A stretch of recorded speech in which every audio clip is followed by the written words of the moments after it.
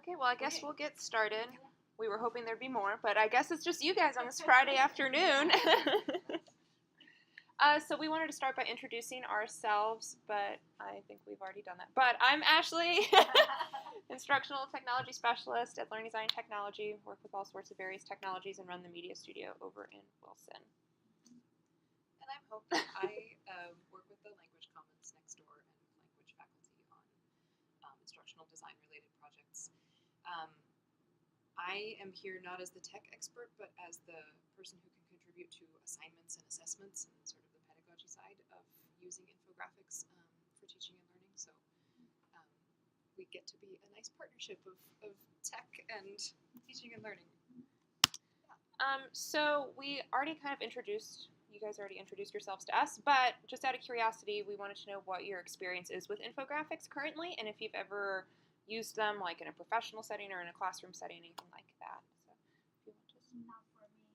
Not for you. I think I've been reading or looking at the infographics, and I think that's neat, and it's a very nice way to present data. So that's why I want to learn how to use it. Gotcha. And Ren, do you mind also introducing yourself? I teach Chinese at the East Asian department. I'm Jeremy Garton with the libraries, and specifically I'm the librarian for chemistry and chemical engineering, so the sciences side. So being a librarian, I've been exposed to a lot of infographics because a lot of people put information into them, but have not been really involved in creating them myself. I'm just sort of interested in best practices. Perfect. So before we dive in to actually creating them, we wanted to talk a little bit about what an infographic is, why you guys should be looking into them for your classroom, ways to incorporate it in the classroom, as well as best practices. So you have to go through some of the boring stuff before we get to the fun stuff. So what is an infographic? Really quickly, it's just the broadest descriptor of a specific type of visual communication, usually using data, text, or both. So you can see here are some examples of just various infographics that I pulled from the internet. So we all know what an infographic is, but why should you actually use it in the classroom? You can see that I have 3 examples here. The first one being that you can easily break down a complicated concept into understandable pieces of information. So instead of having your student read a paragraph over and over again because the concept they might not be able to grasp, you can do it in a visual way to be able to pull out those elements so that way they can kind of comprehend and understand it easier. Plus, students respond, not just students, but most individuals respond better to visual content as opposed to just exclusively text. As you can see, that people are 30 times more likely to read an infographic than read a text article. Because when you are looking at a text article, I mean, it's just text. It's not exciting. But when you throw an infographic in there displaying the same information, it's more visually appealing and more attractive to the eye. So you're more likely to read and look at the infographic because it just pulls the main concepts of the paragraph out. So that way you don't have to read all the little filler stuff and all the fluff. And also the brain processes visuals 60 times faster than text. So that way your students not only reading it, but they're processing the information, understanding it faster than they would just reading the text document. And then lastly, infographics are everywhere. So it makes sense that we want our students to understand how to read them critically. We want them to understand what is being thrown at them and what concepts they need to pull from them. So it's very, very important because in this day and age, you need to know how to understand these types of different digital literacy skills and authoring skills and things like that. And you need to develop them as well because you might have a student that looks at an infographic, but it's also great for them to create it as well because they need those authoring skills. And it helps them boost their resumes when they graduate because they have those types of skills that that other people might not have. So here's just an example to reiterate my point. So this is just a typical block of text that I grabbed, just talking about New York City and the demographics that they have.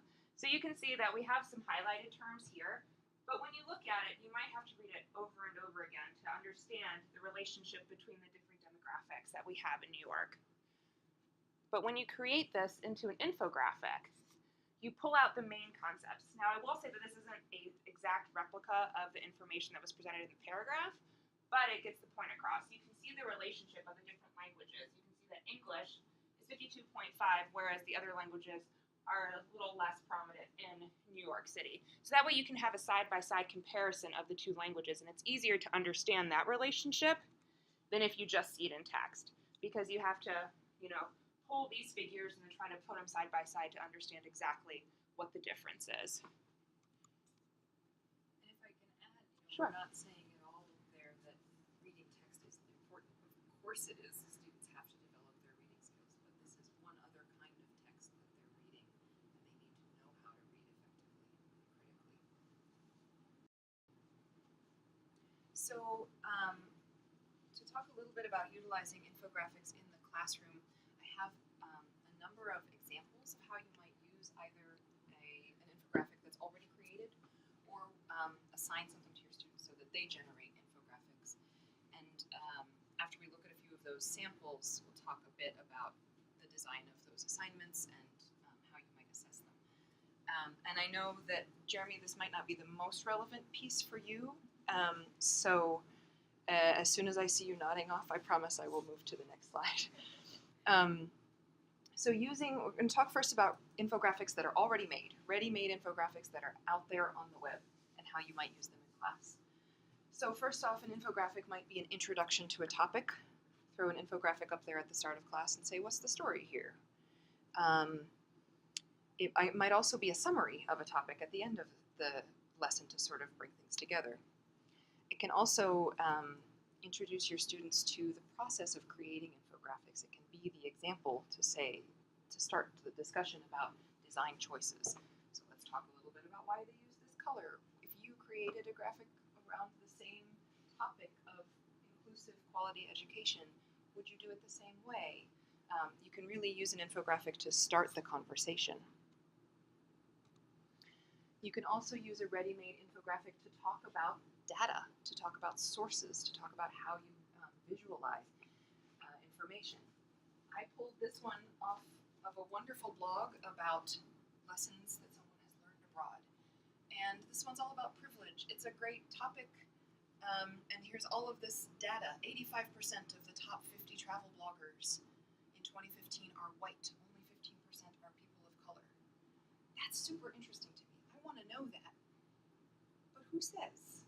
So can this be the way that we start the conversation with the students about where are the sources here? What's wrong with this? And then can you investigate? If there are sources involved, let's look at them. Go find the authors. Go find the data set that they use. Let's talk about why they chose to display this particular data in this way. And I think as you're teaching library literacy skills to students, it can be a great way to think about sourcing and how you need to cite. Part of the slide didn't reload, but I think we show it anyway and it pops up, right? Yay, okay. For language learning, because I have to say something specific to language learning, you can use an infographic as a text because in the end it is just another type of text. And what's wonderful in using infographics for language learning is that there's a lot of visual scaffolding there. So the students may not understand every vocabulary item that they see, but there's usually a visual to give them some context.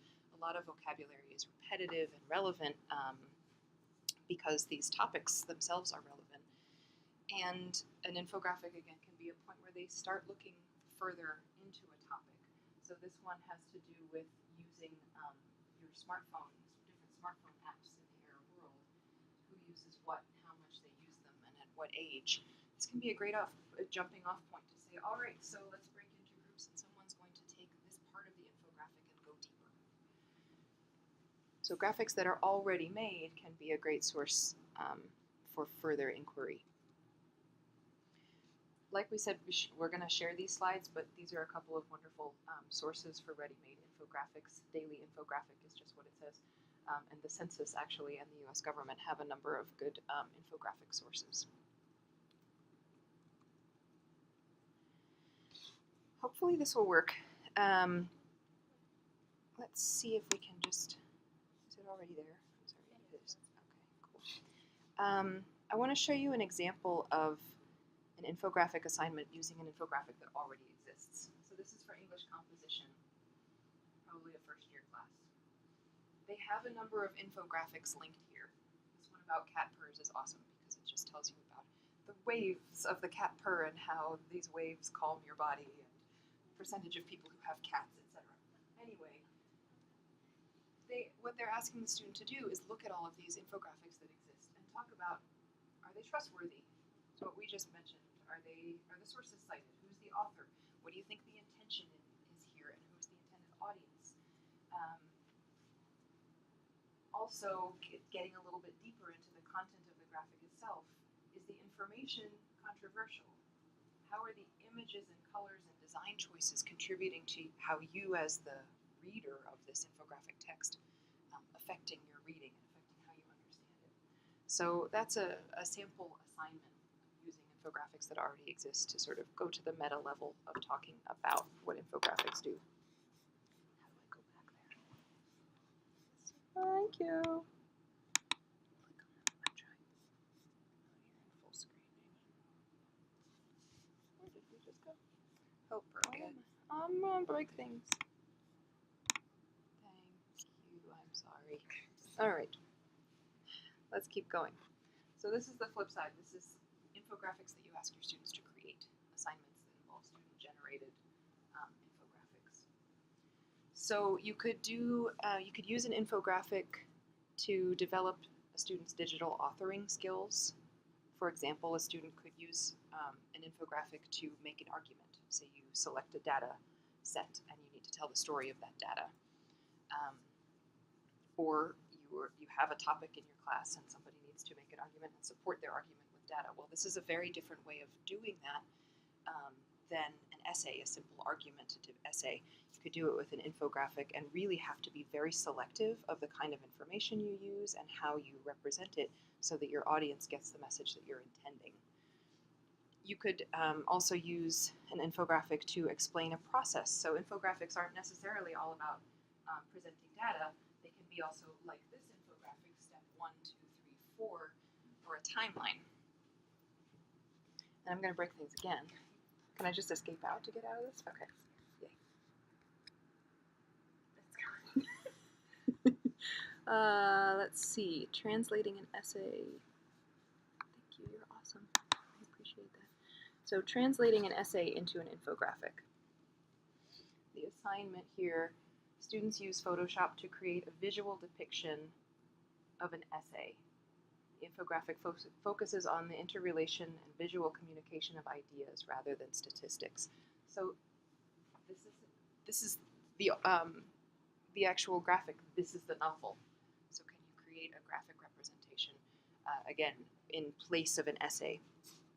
And you can see a little bit more information here about some of the goals for this type of work. This is a great resource to look at, see some lesson plans around infographics. So I hope you'll take a look at this link when you have a bit more time. But this is a way for students to be doing something that involves the same analytical skills of having to do your research, having to organize your ideas, but you're presenting them in a very different way that's not all about you creating written work so much as you really wrestling with how to analyze and how to present your ideas. I'm going back here. It might work. The alternative essay, is that actually this? No. Okay. We're going to skip that one for right now.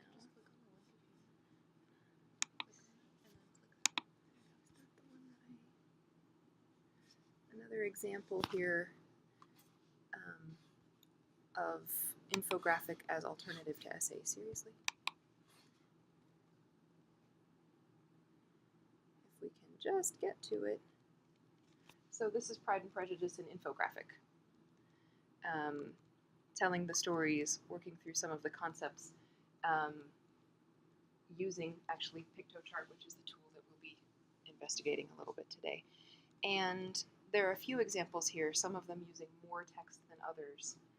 Very often an infographic that you create around a text might have more text in it than some other infographics that you see. So these are kind of text heavy, but again, they organize information differently than a traditional essay. And they organize information in a way that students are more accustomed to reading and using themselves in their daily lives. Another possible use of an assignment to have students generate their own infographics would be in project-based learning. So there is a problem that you're trying to solve. There's a driving question that's sort of guiding all of your work in your class. And maybe that question can be answered in the form of an infographic. Maybe you create an infographic that serves a need for a particular community or in a particular project. These are some considerations as you might start to make an assignment around infographics. First off, students might not be prepared to just dive right in on creating an infographic or on digesting infographics. So it'd be great to find an infographic from your field and critique it in class together. Then have students locate infographics that are on that same field and work with them in small groups, work with them individually. This is a really key point, and it's kind of why you guys are here today, hopefully, is before having students create an infographic, do it yourself so that you can realize how much time it takes and what goes into it. This gives you an idea also of how you can assess the product because you know what went into the process. So you have a little better idea of what they're really going through.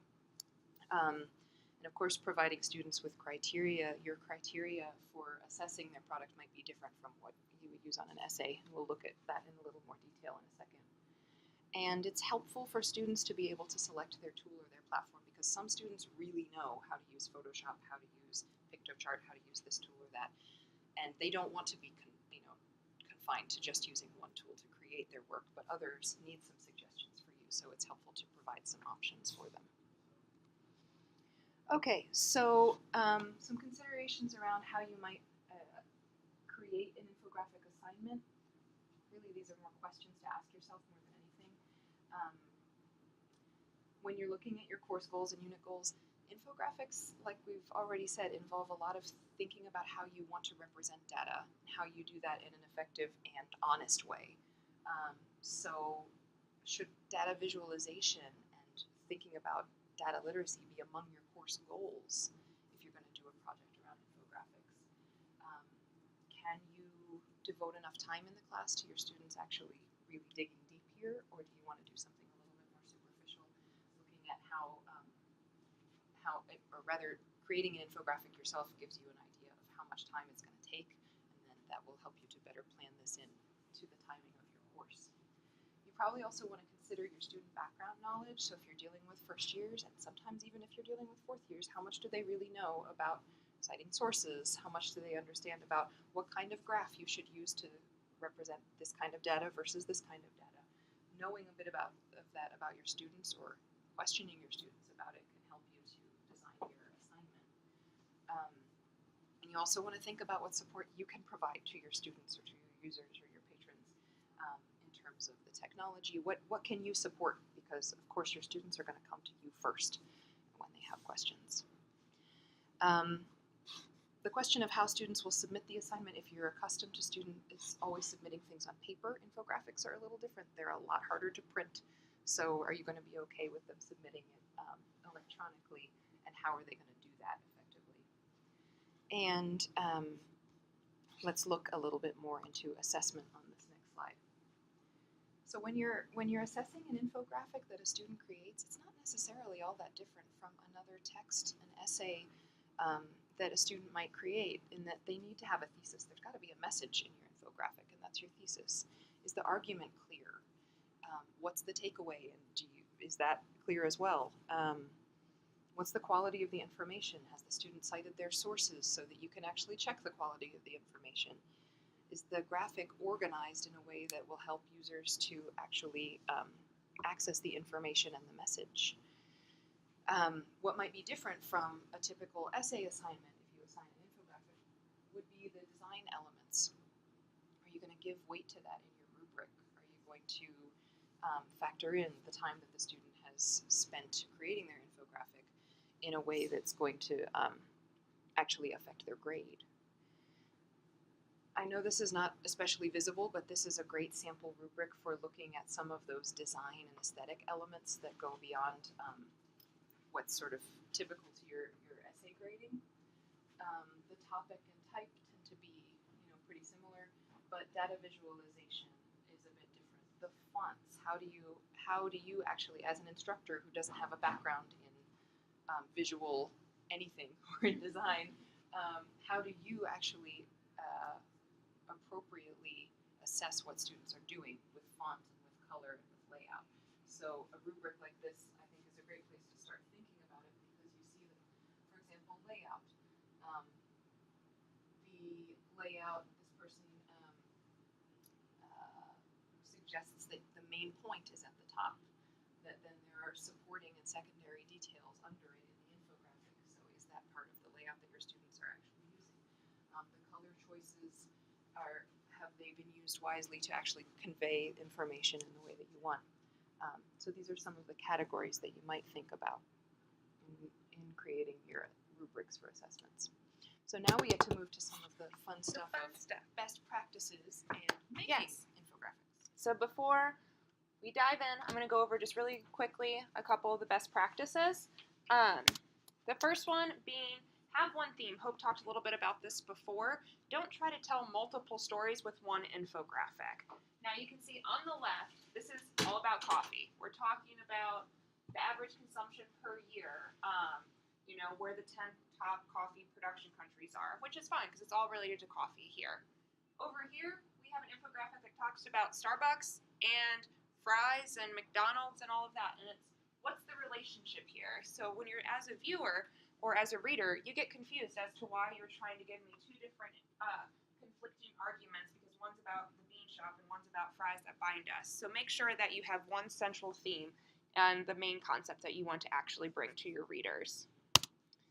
The second is, white space is not your enemy. There's actually a great book titled this if you want to learn more about different design practices, but I won't bore you with some of that stuff.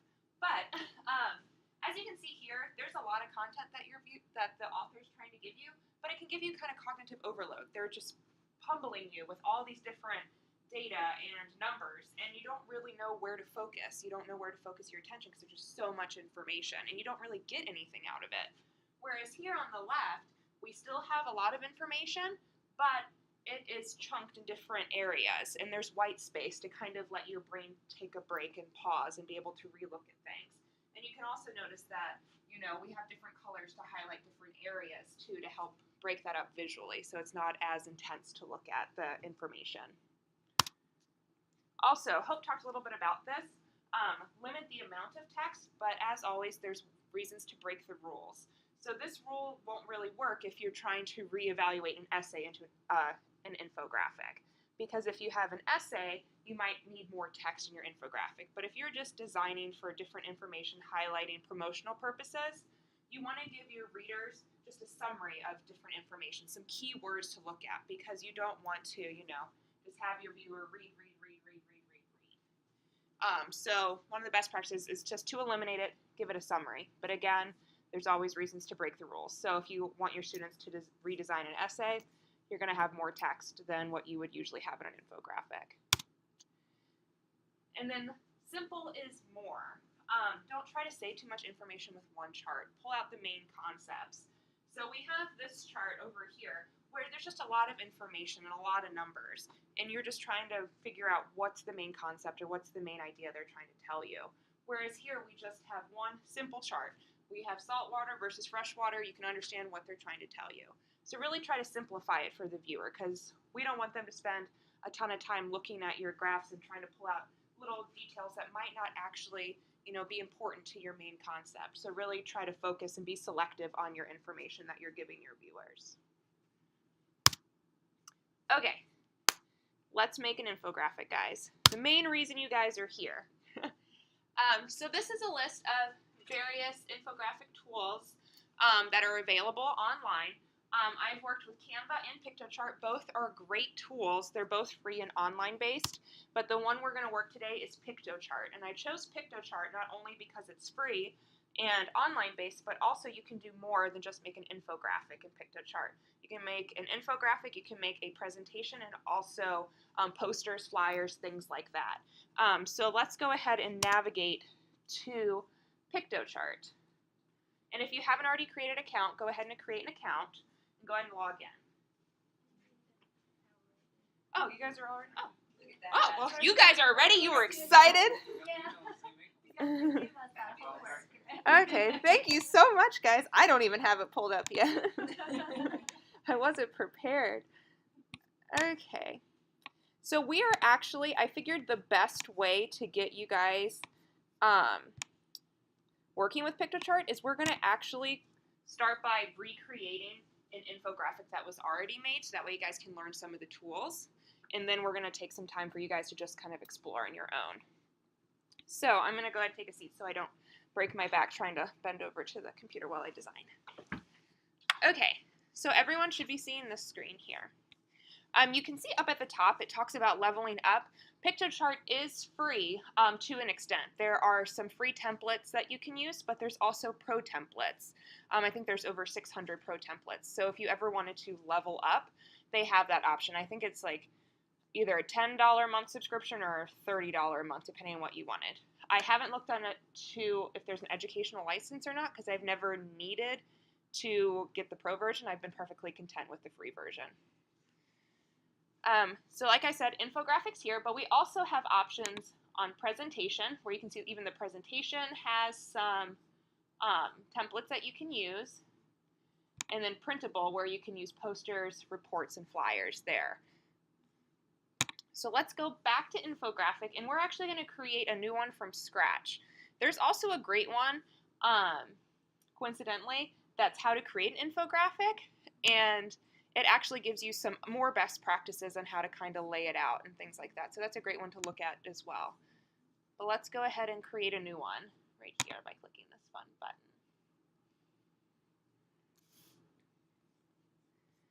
Okay, so let me move this over.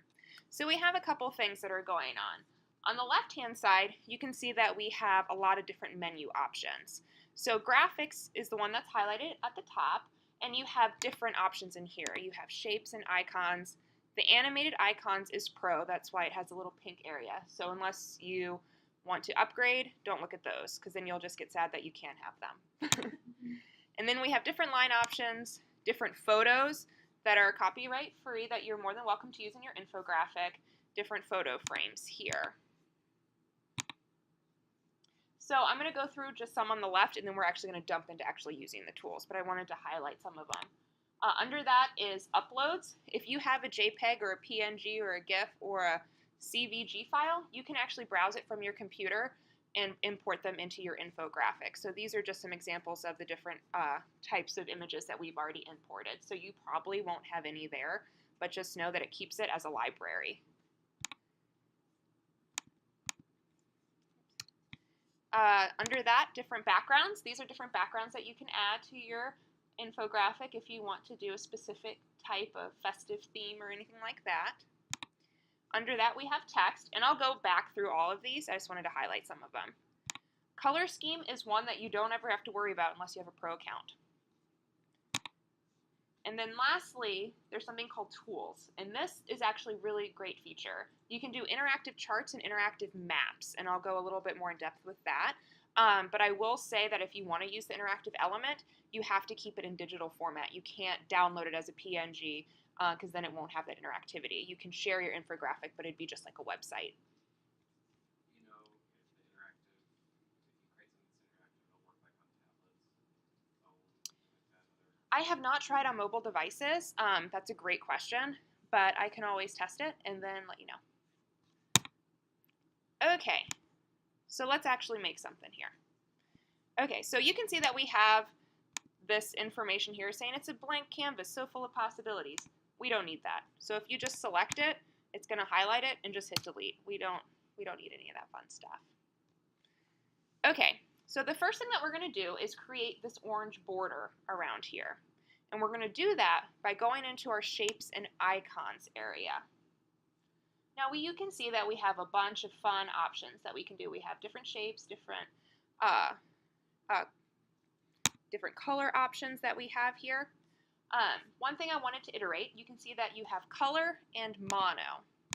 So color is some great options and they're nice colorful images, but you can't change the color of that image. Whatever you bring in that's colored already, you can't change it. If you want to be able to change the color, only use the mono images here, and then you can change it to any color within the spectrum that you would like.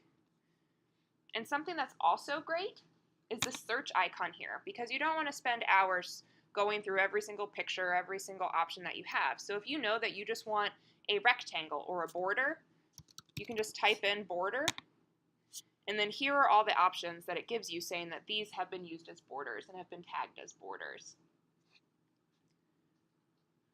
So I'm going to grab this rectangle border because that's what I want to replicate.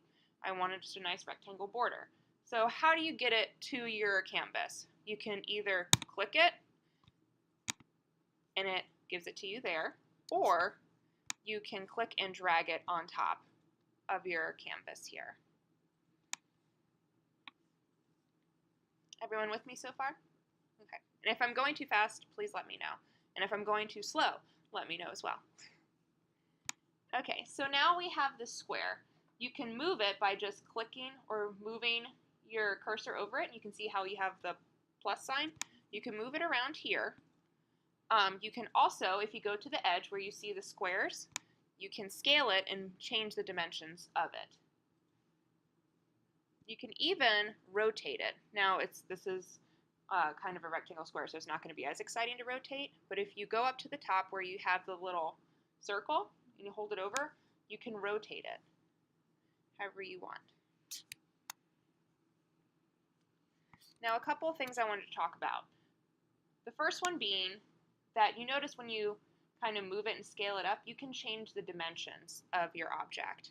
Now, if you know that you want it to remain a square, and you want it to remain this exact dimension and I want to scale it up, if you hold down the Shift key while you scale, it's going to keep that proportion. Does everyone see that? And then same on if you're rotating something, you hold down Shift, it's going to rotate it on, I'm really bad at math. Is that 45 degrees? 15? Okay, thank you.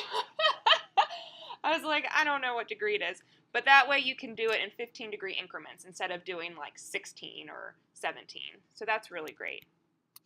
So now let's go ahead and scale up our frame so that way it fills our entire canvas.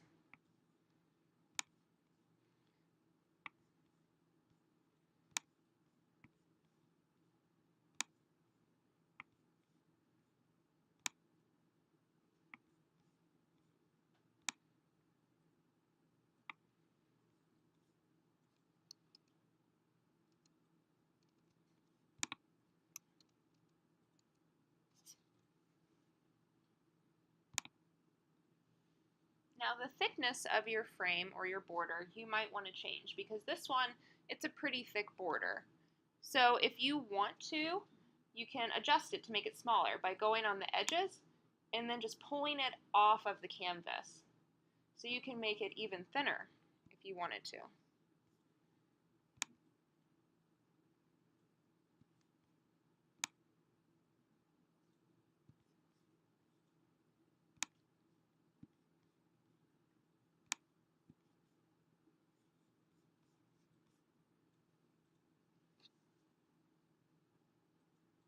Is everyone able to do that okay? Perfect. So next up, I'm going to tell you some even more tools that Piktochart has to offer. So in order to access these tools, you actually have to select something in your canvas because you need to tell it what you want to change. So let's go ahead and select our border. And then you'll see that we have all these tools that have popped up for us. The first tool and the most important, the undo button. If you ruin something, just select undo or Command or Control Z, and that will save you tons of time and tons of headache. If you select the undo button and you decide that actually I didn't want to undo that, you can do the redo button. And then just the typical cut, copy, and paste tools that you have here. And then we even have the delete. So if you decide that you don't want the border, you can hit the delete and it deletes it out of your canvas. And I'm going to select the undo button because I didn't actually want to delete it. Next up is the lock button. So if you are going to have multiple elements in your infographic, sometimes you can accidentally select the wrong element and move it by accident. So if you know that this border is the exact width that you want it to be, go ahead and lock that layer. And now when you click it, you can't move it. It locks it there. I never knew that. Oh my God, that's so helpful. And that's why you're here today. Next up is the color button. Now, when you click this, like I said, if you have something that's from the mono collection, you can change it to any color that you want. So it has some of the colors here, just typical colors that they think you might want. You can actually do the, I always forget, the hex code, I think is what it's called, where every color has a number associated with it. And there's a ton of great color picker websites that you can just Google, and it will give you that number. And you can copy and paste that in. Or you can select this little plus sign, and it's going to open up kind of this color palette here that you can change, and it gives you all the colors of the rainbow, and it lets you change it. And it actually changes it in the viewer here, so you can kind of scrub around it so you can see what the color looks like before you actually select on a color. So I'm just going to pick orange because that's the color of the thing that we're replicating. And plus we're UVA, so I felt like it was appropriate. Okay, so we have our border. Any questions so far? Okay, so after the color, we have this opacity icon, or the opacity button, and I'm going to show you what that looks like in a second. So I'm going to recreate this little box right here with all the little people saying 9 out of 10 people say Office 2010 is the best Office release ever. So we need to grab these little guy icons here. So what we're going to do is go back into shapes and icons, and we're just going to type in person and see what options we get. Now we have some of the detailed people, which is perfectly fine, but we want kind of the generic person. Do we want the guy that's dancing? I don't know. So let's try to find just generic person somewhere in here. And I'm going to settle on the gent guy, human male, man person tag. And then again, you just click on it and it loads it into your canvas, or you can click and drag it. So let's go ahead and make 10 people. So let's select one, and you can actually copy and paste it if you'd like to do that, or you can just click 10 times in here and it will just load them all together.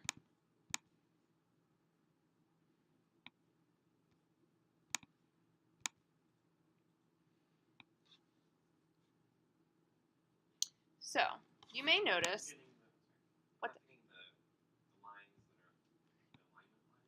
that's what I'm about to talk to you about. So some of you guys might get the lines that show up to help you make sure they're all in line. Some of you might not. You actually have to turn that setting on. The very last setting here, align with other objects, if you select that, when you move your person, now it's going to say, okay, now they're all in the same level and the same line. So that way you make sure that they're all kind of aligned and in sync.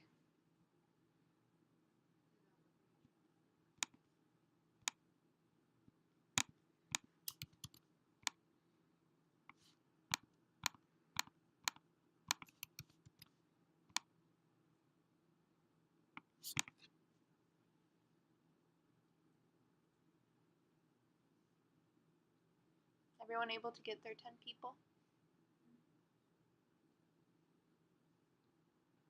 So now we want to highlight that it's only 9 out of 10. It's not 10 out of 10. So we might want to make one a little more transparent than the others. So that's where opacity comes in. So if you select the person that you want to make him a little different, you go up to your opacity option, and this changes the transparency of your person. So you can see that 100% is at full color, and then you can put it all the way down to 0, which would be just he's no longer there. So we can change his opacity to make him a little fainter than the others, to really say that it's 9 out of 10, because you really want to give some visuals to that information.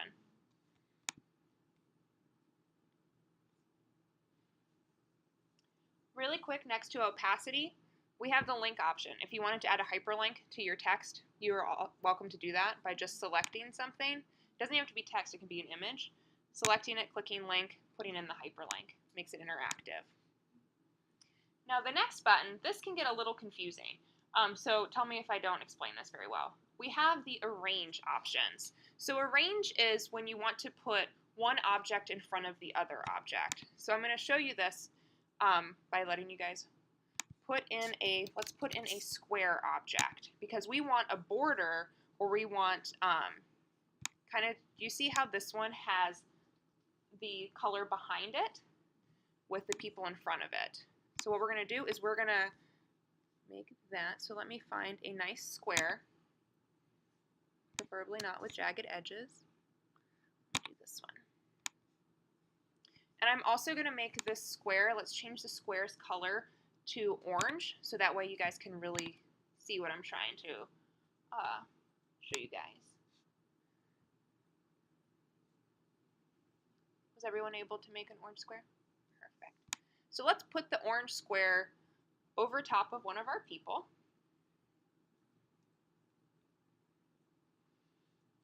So you want the square to be behind them.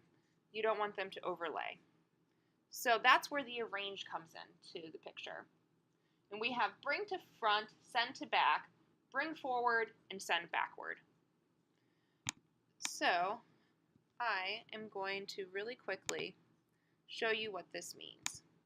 So I have three objects. I have this person in the front, and then I have my square as the second, and another person behind it. So if I wanted to send this person back just one layer, I just wanted him to be behind the square object, but still in front of the other person. That is where you would send him backward. You're sending him just one level back. If you wanted to send him to the very back and go past all of the levels, you want to send him to back. You want to send him to the very back. And then same for the forward. Send forward brings him up one level, and then send to front sends him to the very front. So let's go ahead and select our orange square, and then let's send him to the back, because we want him to be in the very back of every single thing. And then from there, we can change his dimensions so that way he's behind all the people. Is everybody with me so far? Okay. So next up, we have to say we want 9 out of 10 people to be here. So we want to add text. So that's going to change us out of our graphics menu and all the way into the text menu here. Now there's different text frames and different options that you can use if you like some of the icons and all that stuff. They have some options here, but we're going to create ours from scratch. And you can see that they already have kind of the title, subtitles, subtitle 2, 3, and body text. So these are kind of just some templates to go by. So if you want to, let's just do subtitle, because it's not the title of our project. It's just going to be one of the subtitles. And just click it, and you'll see that it kind of works as if it's just any sort of graphic element. When you select it, you can move it left or right. You can rotate it if you need to, just like we did earlier. But for some reason, you can't scale it. And the only way to scale it is to go up here into your font options. Now you can change the font just like any Word document, and you can also change the size of your font as well, and that's how you get your font to be bigger. Now a general rule of thumb that I do when designing is I only do 2 to 3 fonts per chart or per poster, and you want them to all kind of look relatively the same. So there's serif fonts and there's sans serif fonts. Does everyone know the difference between those two? Sans serif being it doesn't have the fancy feet, whereas serif it has the fancy feet. So whenever you're creating a poster, it's always best to do a sans serif font, the less scriptive, more like, and let me see if I can find a serif font for you guys. April fat face. That's interesting. So it has the fancy feet. But you want it to be something that's kind of really blocky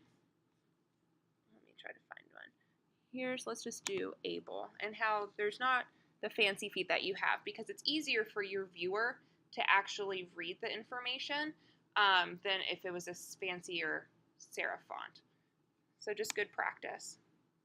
Now, one thing that I will say about your text options is you can't manipulate, if you have a whole paragraph, you can't select like one part of your paragraph and make that 108 point font and keep your text, the rest of your text a different size. So you have to they all have to be uniform. So let's just type in the number 9, because we're going to say 9 out of 10. And then let's select that, and let's scale it up really big, so we want it to be one of the first things that people see, because it's going to be an eye-catching part of our infographic here.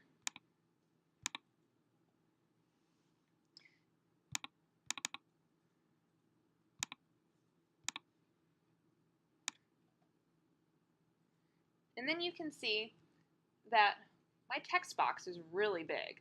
There's no reason that your text box needs to be this big, because sometimes it can get in the way of if you wanted to move some of these people behind it, because it's in the way because it's so large. So it's good practice to just make your boxes only as big as they need to be, so that way it doesn't get confusing when you're trying to move some elements around. So let's go ahead and make the 9, and then let's add the out of 10 portion. So I'm going to copy and paste my 9 and kind of move it over and make the number 10. And then I'm going to increase the size of my box because now I have 2 digits. So I need it to be a little larger.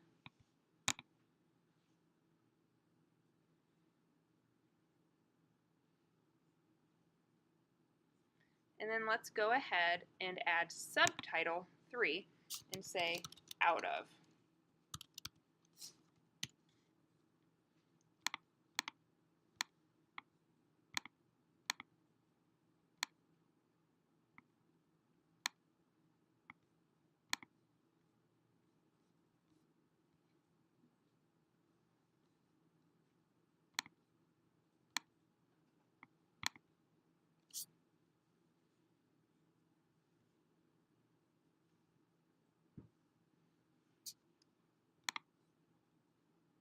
Okay, and then we're going to add just the last part.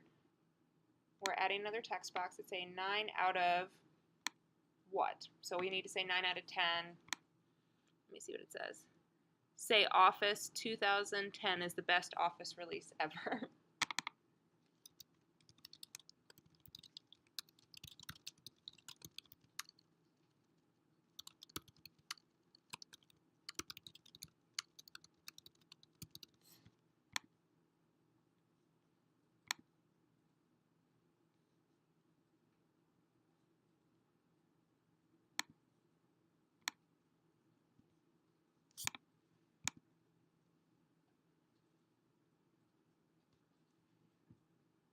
And as you can see up at the top with all of our text, we have most of the same editing options as you would in any text application or text editing application. We have our bold, our italicize, underline. We even have text alignment if you wanted something to be left aligned versus centered or right aligned.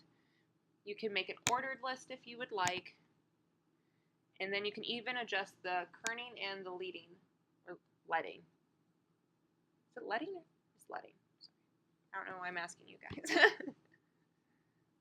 And then same, you can add a hyperlink if you want, and then you still have that arrange option as well that we talked about earlier.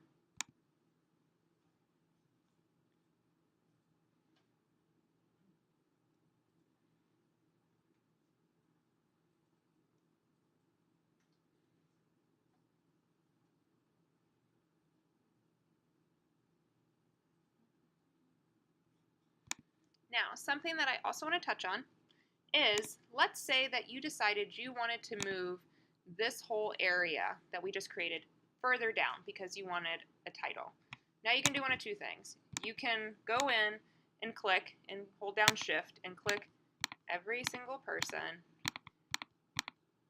and then move it down if you want, and then have to keep doing that every time you want to shift it. Or you can select everything and group it. Because if you know this is the exact look you want, you can group them so they all work as one element. So let's go ahead and select. And one of the best ways that you can select is you can just go on the blank space here, click and hold, and it selects everything. And then this option appears up at the top, group. So if you click that, now they move as one element, and you can move them to wherever you want, and they all stay in the exact same way that you designed them. Group is up at the top. Once everything's selected, you should see this little circle. It's right by the lock button. Do you see it?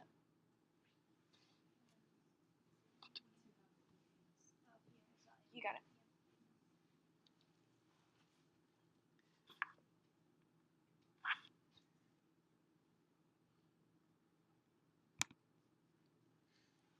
Now this is something I just wanted to show you guys because I think it's a really cool feature. It doesn't have to, it's not apparent on our infographic we're recreating, but if you, let's add a circle. You can actually do some masking options in here as well, and I'll show you what that looks like. So I'm going to do this fancy rounded seal. And let's say you knew this is the shape that you wanted to use, but you wanted to put some content in there and it to be that exact shape. So if you had an uploaded picture, let's say that there is this great language Wordle that you have going on, and if you click it, and we drag it here, and we click both options, we click both our Wordle and the object we want the Wordle to go into, you can do something called a mask. And it moves that image into the shape that we wanted it to be. Does that make sense? Yes. Now, the mask will only work if we have one of these mono images here. So why don't we all go to Google and let's just download. You can download on these computers, right, Hope? You can? Okay. So let's go and let's just Google some random picture. I'm just going to do, I'll do the rotunda.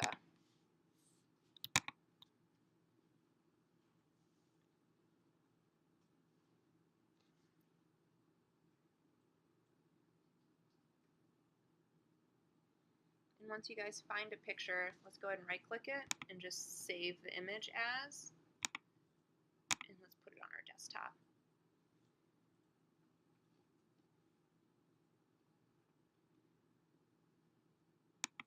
Was everyone able to save an image to their desktop? Okay.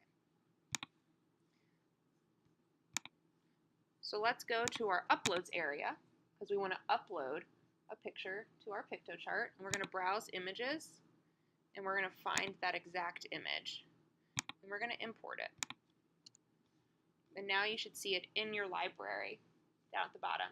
You can see that PictoChart with the free version, you get up to 40 megs of space in your library.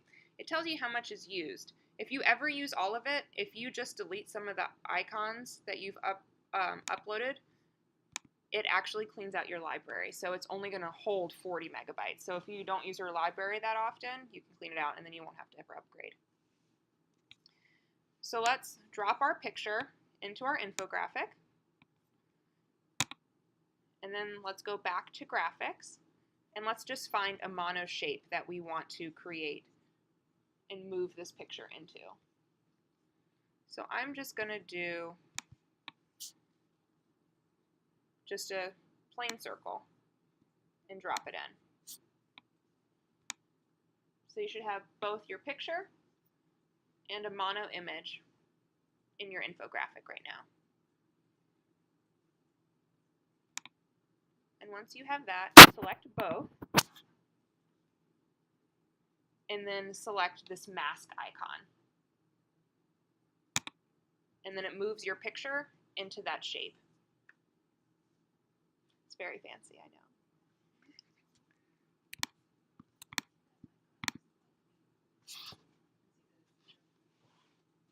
Is it a mono shape that you use?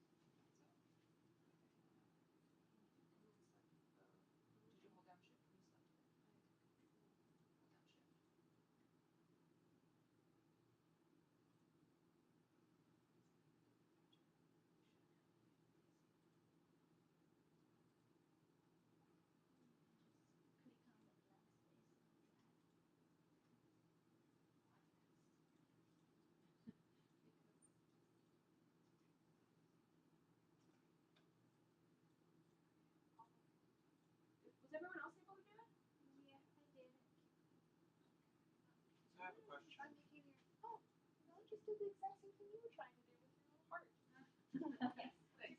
making you. So in terms of best practices, I mean, about using photos, because I thought all I did as an infographic is sort of icon based, and but it seems like people are kind of it's acceptable now a little bit. I think when they first came out, it seemed like it was a no-no to have a photo in an infographic. But I don't know how you feel about that. I think if the photo helps represent what you're trying to say, I think it's okay.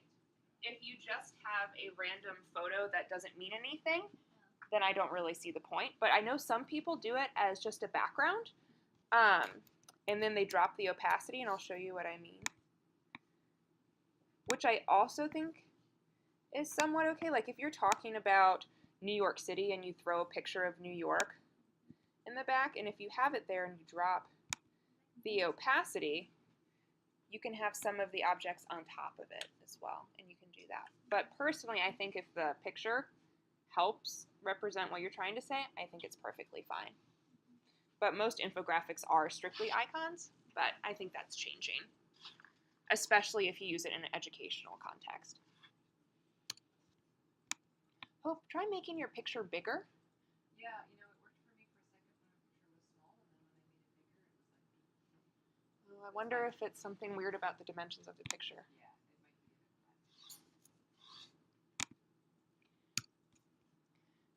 So now I want to show you guys at the very bottom the fancy tools, charts, and maps option, because I think this is really great, especially if you're going to do a lot of statistics in your infographic.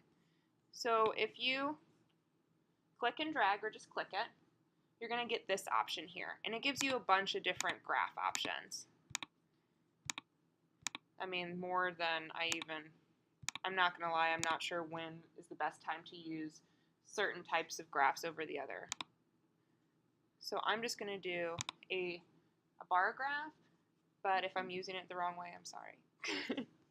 And then here, you can actually change your data and what it's going to say. So we have apples, oranges, and berries. So let's just say tomatoes, if I spelled tomatoes right.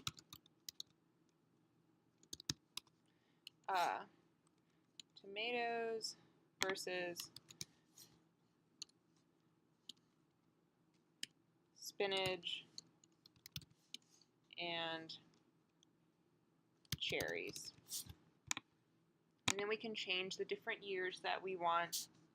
2012 versus, and then we're just going to add some years. And then we're going to say that tomatoes were only $5 in the year of 2012, and then they went back up to $19. And I'm just putting in some bogus numbers so you guys can actually see what it looks like. So don't feel like you guys have to use the exact numbers.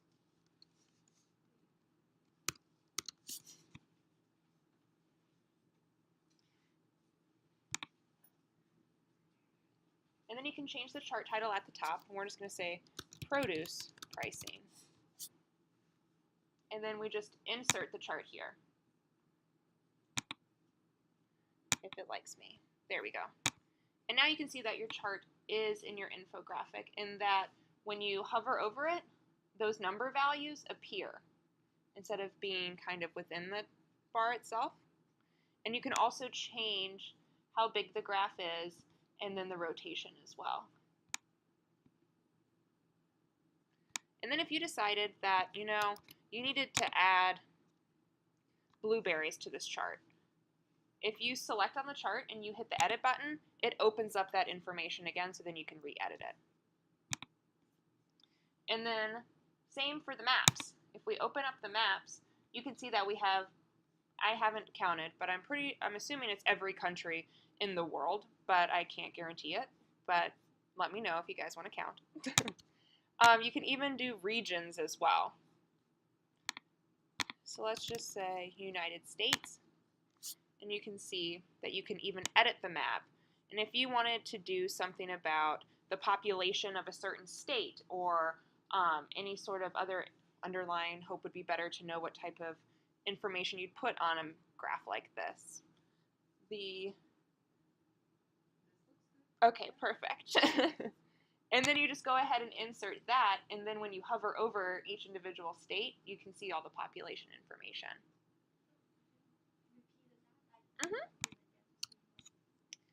So we go to maps here. We search for a country. And then you can edit this map. And then from there, you can remove certain states if you want to change the population or do any of that fun stuff here. You can see how this, like when you're getting into these maps and charts, it's a time when you would really want to either spend the time with your students talking about what does it mean to visualize, to put out a visualization of percentages versus actual amounts and raw data versus manipulated data. You want to have those conversations with your students and or send them to the library where there's other resources. And then last couple things. Once you're done creating it, how do you get it out of PictoChart? So the first thing is you want to preview it. Oh, first thing you want to do is save it, by the way. PictoChart, I don't know if PictoChart auto saves. I think you have to manually save PictoChart. So make sure that you always save your PictoChart and it says that it's saved, because if you exit out of PictoChart, all the work that you did isn't going to be there.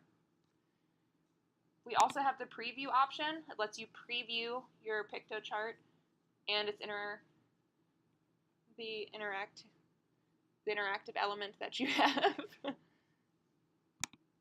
And then we also have this download button. This lets you take it from a PNG. It doesn't let you do a PDF unless you level up. And then we have the quality is normal and medium. I found that both of these are perfectly fine. I will say if you have an interactive element, like I said earlier, if you download it as a PNG, you're going to lose that interactive element.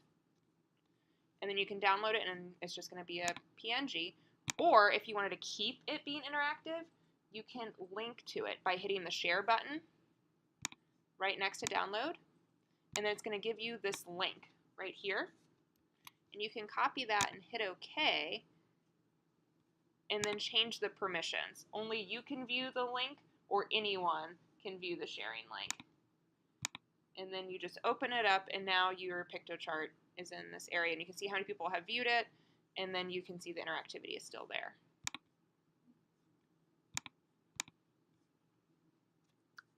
Okay, that was a really quick and dirty intro to PictoChart. But I feel like PictoChart is pretty easy to pick up. It has some resources if you ever get stuck. You can Google it or you can always contact me. So now is the part where usually we give you guys time to play on your own if you guys would like, or if you guys feel like you have a good grasp, we'll go ahead and conclude the workshop with some resources that you guys can have. Do you guys want some more time to fiddle? So the Sure. share, again, only I can use a sharing link, but that means you can share the link with someone else, and if they click on it, they can view it, right? It's just sort of making it not findable on the PictoChart website. Correct. Any other questions? Would you guys like some more time to play with PictoChart? Do you guys feel like you have a good grasp? So general question. Have you Sure. Worked with classes to create infographics and then exported them to portfolios or anything like that, or they just kind of lived on the PictoChart website or whatever service that like using? So we have not worked with infographics in a classroom yet. We're hoping that this workshop will generate that. But if you export it as a PNG, you're more than welcome to upload it to any sort of portfolio. I just downloaded it as a PNG, and then when I open up the PNG, there's no interactions, right? So Correct. Is the interactive feature lost? Yes, So that if you means don't. if you insert that into your portfolio, then you don't get to see the Correct. So you would have to, in the portfolio, get that link main. and then put that link in, and then whoever was looking at your portfolio would have to click on that link to view Right. your infographic. I guess then that's important to let the students Yes. know. Yeah, because I guess the interaction part is important. Yeah. Do you know if you download it as if you paid for the Pro and got a PDF, is the interactivity still in PDF? I do not know because I've never paid for it, but I would assume because they do make interactive PDFs that I would assume that it would, but I do not know. Does PictoShart give you embedding code? Can you embed I don't believe so. I think you just have to do the hyperlink. I think if they did give code with the upgrade, they would show you that as a tool, so to make you upgrade. So I don't think they have the option at all.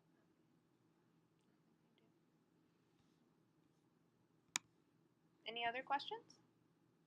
Not a question, but one nice thing I noticed with infographics is they go really well with, at the end of a semester, they could have poster sessions. And that is really what physically it's suitable to have students showing all of their infographics as a poster session. Because it's such a wonderful summary, like that essay, but something Yeah. that somebody is going to be reading Exactly. beyond just the instructor. Right. You can create an audience for infographics in a way that you can't create an audience for an essay quite so easily. Yes, exactly. And even with when we do the portfolio fest, yes, we have the computers and you can see the stuff there, but there's always that feeling of oh, I miss the old poster sessions, you know, where you're standing in front of lots of things, right? So, but this offers a really kind of very beautiful way to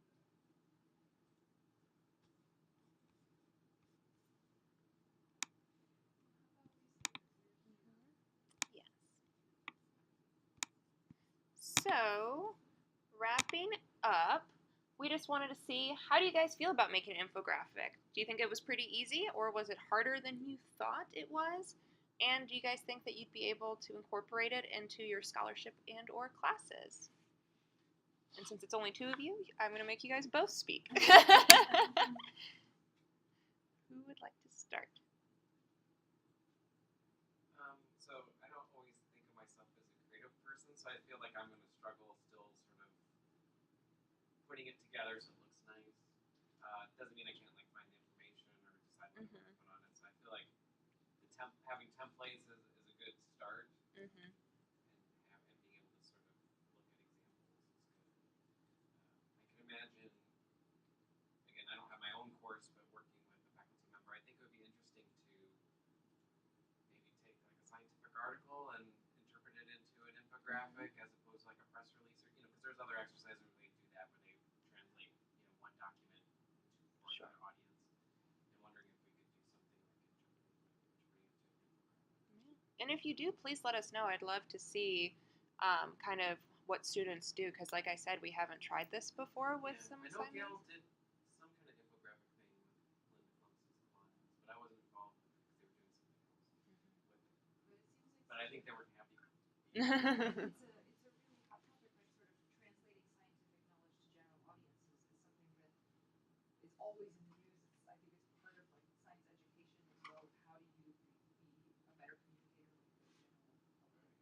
And this being a text type that's so common out there now in general, Well, I was also thinking, is there a way for individual departments, so something like the chemistry department, to translate themselves into an infographic saying, these are our strengths, this is where we have more research dollars in, as a recruiting tool, so a potential grad student could just look at it and say, oh, they don't do analytical chemistry very well, but they do this, so I think there's other ways to use it, even outside the classroom. When I used to work at JMU, and we had to do an academic program review. And what we did was the very front page was an infographic saying, here's a summary of here's how many people we helped, here's how many academic courses, here's how many people we have. And people who reviewed it loved it because, the report was 300 pages. And this just gave them a quick overview of, hey, this is how many people we have employed, this is how many people we've helped, and all that stuff. I think my reaction is it can be powerful, but that feels like it will be very time consuming if you really create it to a level that you are happy with. Okay, you can do it like you said, quick and dirty. You can put something together, but then you want it to be really presentable and effective. Then that seems to be an endless process.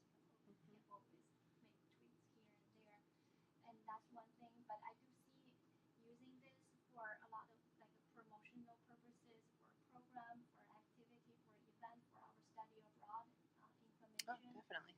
So I do see a lot of use. Probably will.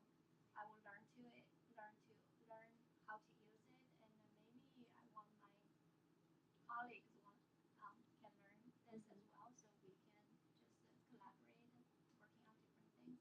So that's one thing. But for the teaching, for my students, I have always been asking them to draw concept maps, Mm. just physically on pen and paper. So they have been doing that, and then this, of course, is just the digital literacy. Now they will be able to create something like that on their computer. But as any technology involved assignments and project, the time is always my concern. So how time consuming it is. Well, think about how much time they spend on making an essay or a paper or like a 10-page paper. They would probably spend just the same amount of time, if possibly a little more, a little less, depending on how, technologically savvy your students are, as if it were a paper. Because if you're redesigning an essay to make it an infographic, they should be spending about the same amount of time working on both ends if they were making a paper versus an infographic. So you have to do the same elements. You have to research. You have to get your sources together. You have to figure out your main concepts, ideas, types of things like that. Yeah, I just feel like when you're doing paper and a pen, it's your attention is still more about the thinking part because this part is automatic. So, but when you're transfer that process into technology, then the technology becomes a huge distracting factor. It takes a lot of a cognitive, Yeah, it does. effort to the technology part rather than to the thinking part. Yeah, and it makes sense because from the time we're 5, we're using the technologies of pen and paper. Mhm. Yes, We're accustomed to to it. become the procedural knowledge. Now I guess it takes time for students to make this automatic, that they no longer have to worry this too much. Whereas me, I am such a graphic person that I would much rather make 20 infographics than write one 10-page paper. I can't. Typing papers, I just can't handle it. And I like to represent my ideas visually. So I think it also depends on what your students have, whether they, have those skills to write a paper and they want to do that, or if they come in knowing. I see what you mean. I think I think in the past what I have been using is for their like reading comprehension. They read a paper and then they will be able to summarize the paper, the key ideas in a concept map using pen and paper. But for the writing part, yeah, we are language classes. They need to be able to Yes. write papers. So I wonder if there's enough interest in the Career Center to partner with them about how to do an infographic resume. Because I've been on a search committee where I've seen one. They're not as prevalent like in academia, but I'm sure with graphic designers and things like that. And I just wonder, or I don't even know if they've offered anything. I know they offer some other workshops, through their own. But I just wonder if we might ping somebody there and see. I think it'd be great. That was one of my first assignments when I was in grad school, was to make a visual resume. And it was a great assignment, and it just lets you stand apart from so many people too, depending on what job you want. If you were, yeah, then it makes sense. So if you wanted to, yeah. But I'm just thinking there might be certain disciplines or majors. Oh, definitely. That might be interested in a workshop or even a student group or something. Yeah, it'd be really cool. As Rand was talking about promotional materials, I was thinking actually all of our student workers in learning design and technology should have training in this because we ask them to be creating promotional materials fairly often. And wouldn't it be great for them to get a little bit more? This was actually. But there a lot of the departments have student workers who potentially we could And also, great skills to have. It's literacy that is it really is. useful. And also, one of the infographics I read first is infographic syllabus. Oh, So yeah, interesting. So that's from Michael Palmer, and his syllabus is infographic. That's really cool. That's really interesting. I need to look at that. That's really cool. So here's some more resources. It seems like you guys are really interested in it. So here are some resources that we have for you. And then if you want to talk to me or Hope, like Hope said earlier, if it's more about assignments and assessment, Hope is there to help you. I am more of the design consultant slash technical person, but we would love to work with you guys if you had any questions and be able to help you guys implement it.